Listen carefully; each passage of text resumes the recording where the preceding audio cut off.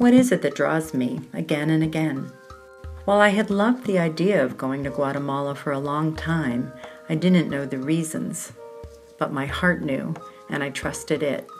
Back in the 1980s, I had read about the Civil War, was outraged and heartbroken by the role the U.S. government played. I learned about the trauma of the genocide and wondered about the resilience of the Mayan people to survive.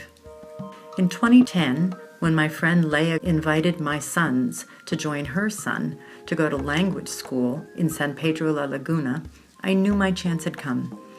It was a great introduction, and I fell in love with the spectacularly beautiful natural landscape, the smell of the breeze moving across the lake and through the flowers, and of course the colors and intricacies of the Guatemalan weavings.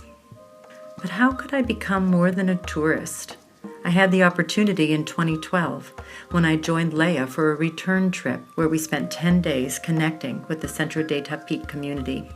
Who I met and how they touched me changed me in profound ways. Tapit is an intercultural, community-based after-school program that serves about 60 children and their families.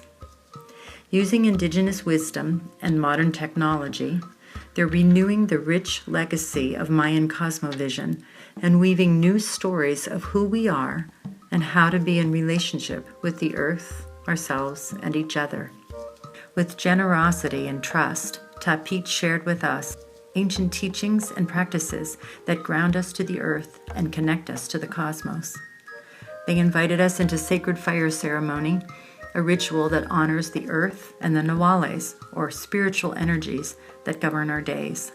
Tapit teaches a message of love and reverence for Katiya, our mother lake, and to Ahau, the spiritual essence of the universe. Tapit is bringing these teachings to families through the children. The local indigenous language is no longer seen as inferior to Spanish. Native dress is proudly worn along with t-shirts and sneakers. Computers and fire ceremonies are practiced on the same day. With Tapit's support, farmers are learning how to switch to organic coffee cultivation. Mothers and fathers are gaining a voice in local politics, and children now have hope and vision for their own future.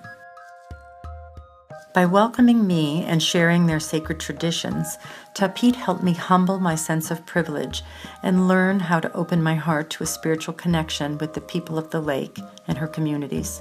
The roots I'm growing in San Pedro La Laguna give me much more meaning than simply having memorable experiences. My next trip will be as trip leader with Cross Cultural Journeys. I'm honored and pleased to be able to introduce my Guatemalan friends to trip members. We'll be learning from and with members of the Tapit community, and I'm excited to explore the possibilities for cultural and spiritual exchange as we open our minds and hearts to each other.